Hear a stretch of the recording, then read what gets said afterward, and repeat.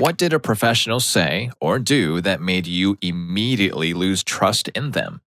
Story 1. When I was a teenager in high school, I really wanted to apply for an astronomy camp program that summer, and you needed a letter of recommendation from a math or science teacher. My higher grade was in chemistry, so I asked her. She said she would, but be aware that she'd have to say I don't always focus on my work as I should. I said, fine, that was true. Worked really hard on the rest of the application and got in. So I ran to school in excitement to thank my teacher for her letter, and she couldn't hide her look of utter astonishment, and I realized what was up. A few months later, when at that camp I nonchalantly asked the director, "She wrote me a bad letter, didn't she?"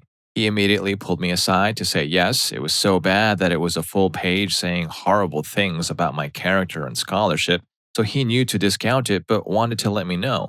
Which was, in fact, good to know because I had AP chemistry with her the next year and she kept doing stuff like getting me sent to the principal's office for a B minus at the quarter. That still bothers me a bit to this day. I was your classic bright but bored kid and was obsessed with astronomy, and any educator worth their salt knows a kid who can't get good grades in chemistry class can thrive in a summer program. If she didn't want to write me a letter, she could have just said no, but spending all that time writing a bad one? Pretty low thing to do to a teenager. Story 2. You don't need shaded safety glasses, as I was staring at a 2500-degree furnace.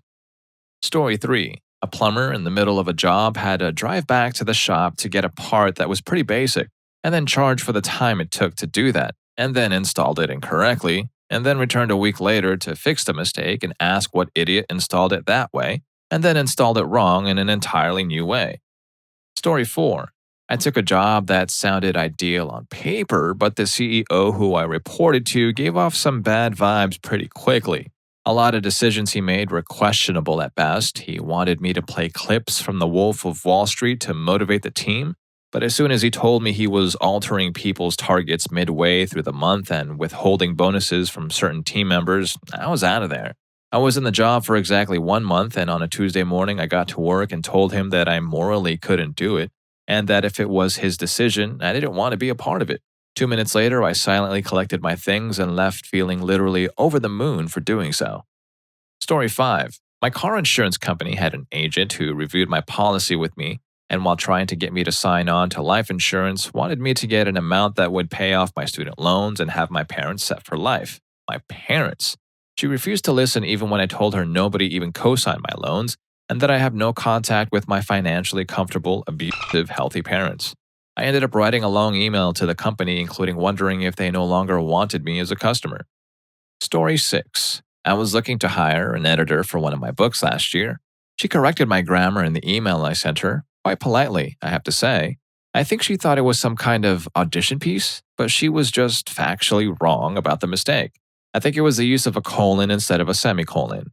When I sent her a link to a couple of web pages that showed exactly the way I typed it was correct, she doubled down, got extremely snippy with me, and basically came back with, "You're hiring me to do a job, so I know better than you." Which, I've done your job in the past. I know editing is a skill and deserves respect, but I'm paying you because I don't want to do it, not because I can't do it. Either way, she didn't get hired. Finding a decent editor is hard, man. Story 7. My mom, she's always had amazing manicured nails. She did them herself, and they always look perfect. I took her to many of her doctor's appointments as she got older and witnessed a nurse launch into her about the dangers of acrylic nails, especially for a diabetic like her mom. Mom told her, and I told her again and again, that those aren't acrylic, they're just her nails.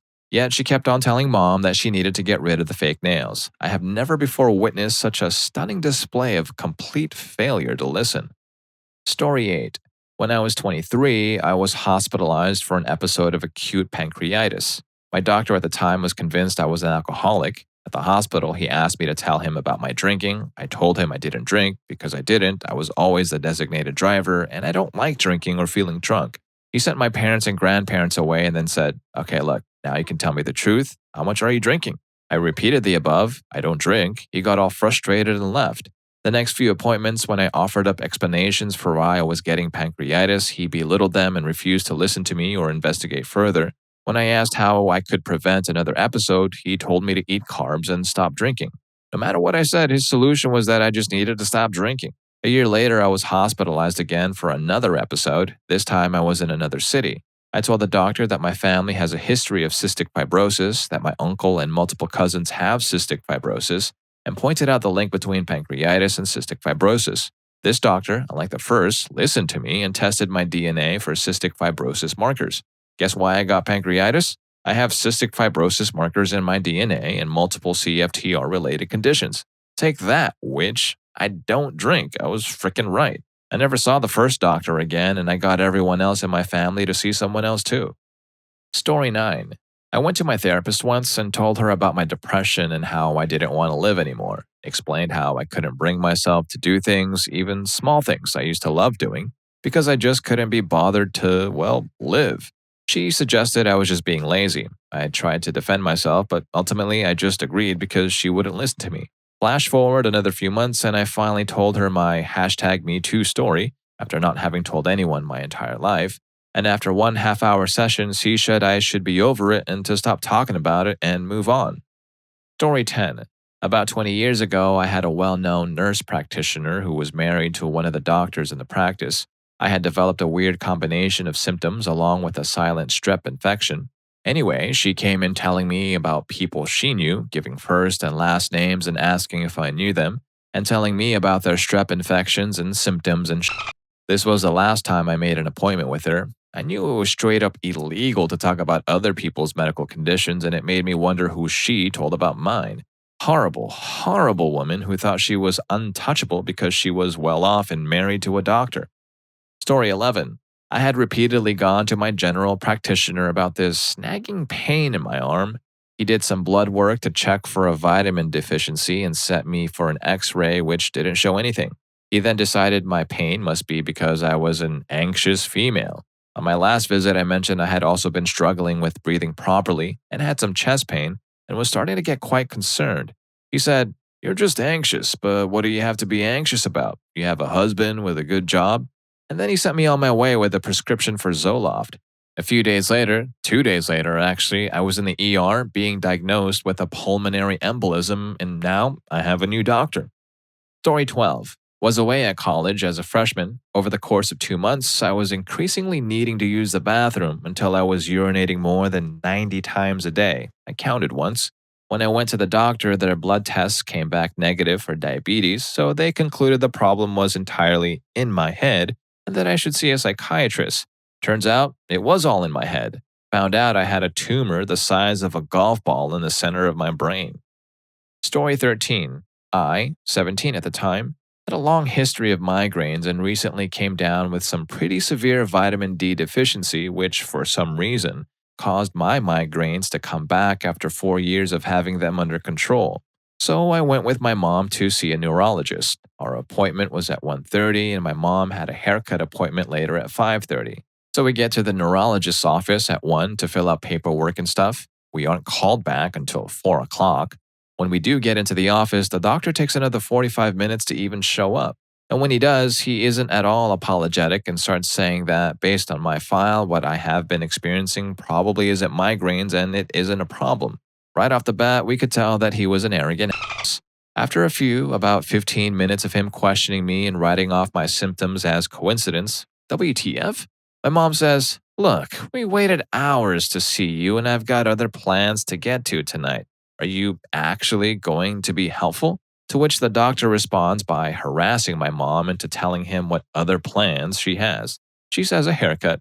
Listen, woman, what's more important, your hair or your son's life?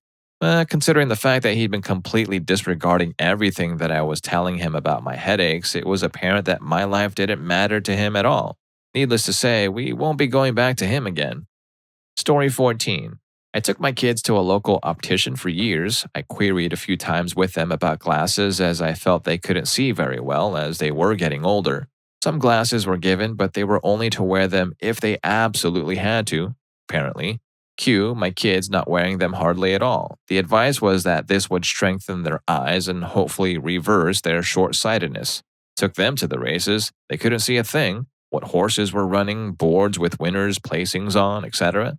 Took them straight to a new optician who immediately gave them glasses and contact lenses for permanent use and were horrified by the old optician's advice. Apparently, your eyes get worse if you don't wear glasses when you're short sighted, not better. Story 15. Now, this one is more about my mother losing trust in a physician than me. When I was a kid, maybe around the age of 8, I was allergic to red food coloring, red dye 40 specifically, but I avoided them all. If I came in contact with it, my face and throat would swell up, my skin would itch, and my temperature would go up. Back before we knew what was causing this, my mom took me to several different doctors to figure out what was up.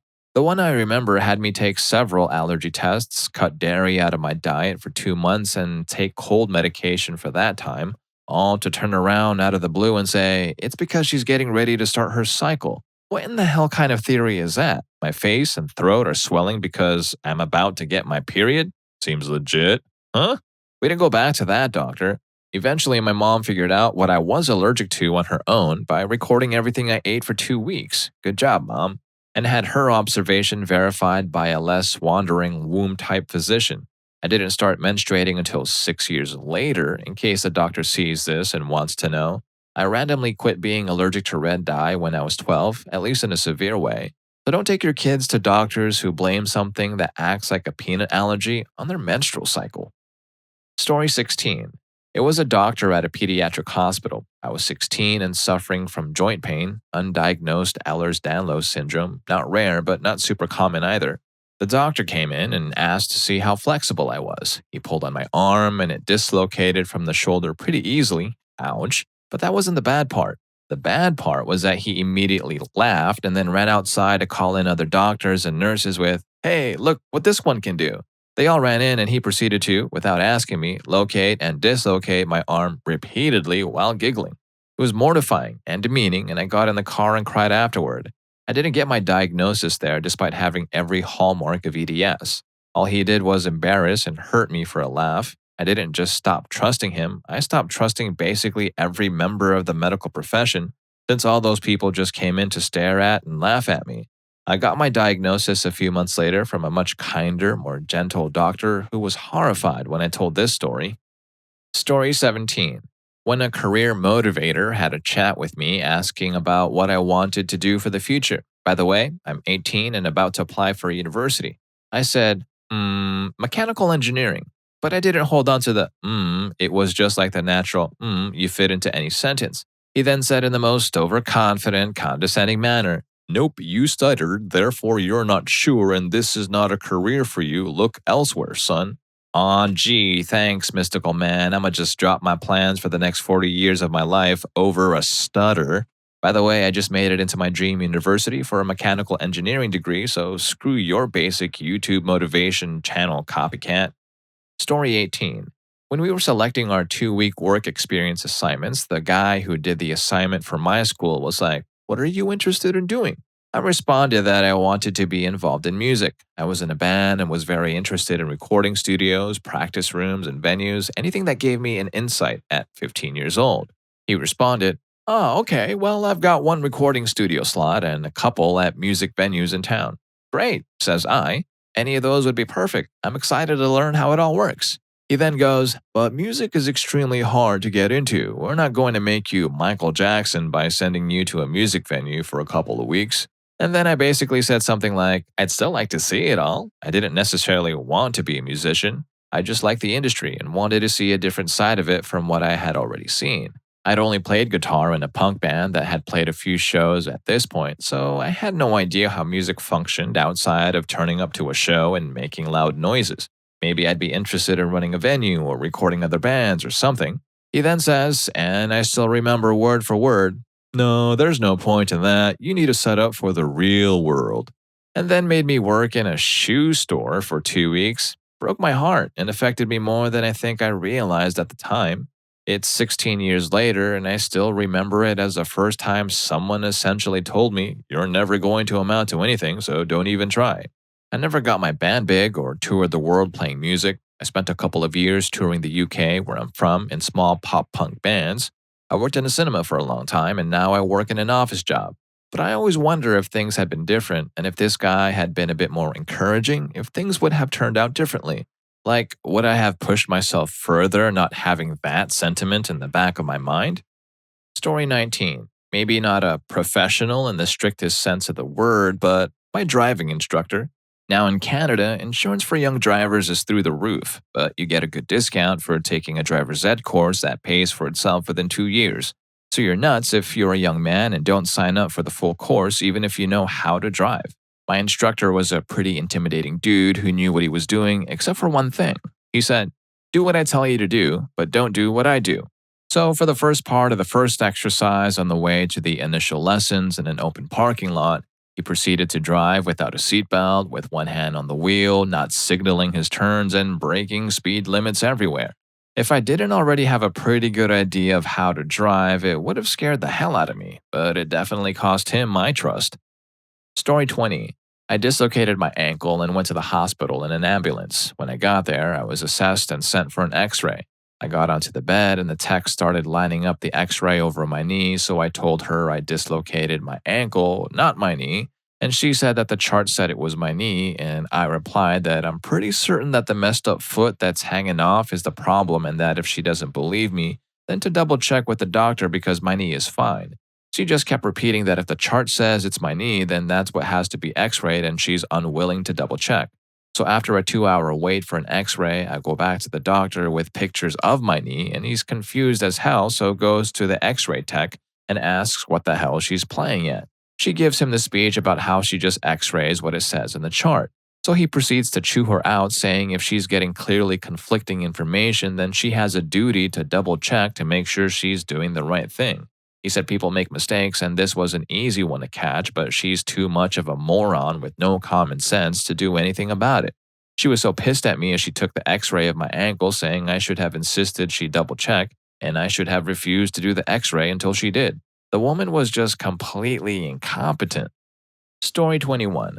I broke my arm and went to an orthopedic office. I didn't like them from the very first appointment because I had an appointment and they made me wait for about 2 hours.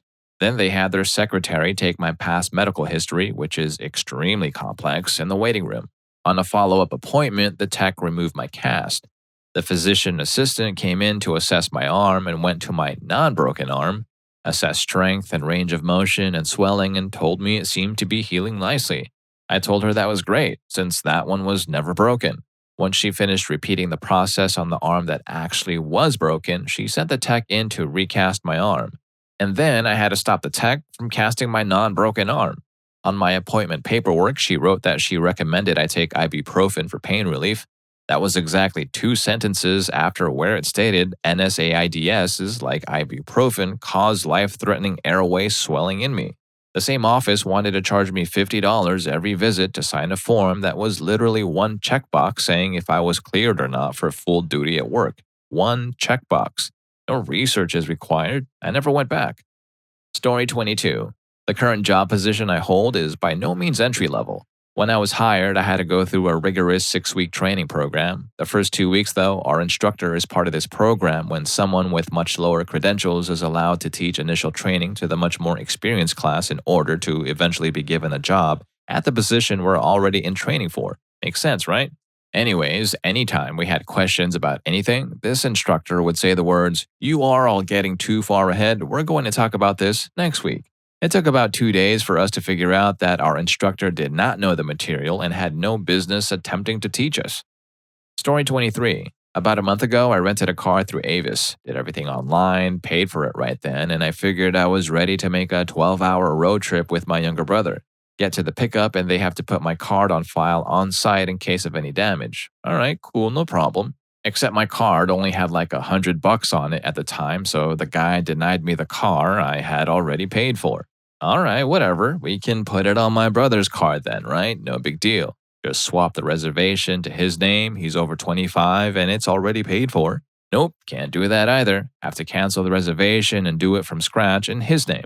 Oh wait, we can't do that one either because there are no available vehicles since you already rented the last one and canceling it doesn't put it right back into our system. Doesn't matter that the car is literally 20 feet away and you already paid, you have to call customer service. So I called customer service and naturally I got some guy in India who barely speaks English but somehow his name is David. Oh, and he hangs up on me when I ask for a supervisor after he explains that he can't reserve the car since it has already been reserved by me. First time I've ever cussed somebody out face to face as I did and finally managed to get it canceled and reserved again. Except now the rate isn't the same and it costs twice as much on my brother's card. It's been a month and I still haven't been refunded the $100 that was supposed to take 3 to 5 business days from my initial reservation. So, yeah, I know which rental company I will never be using again.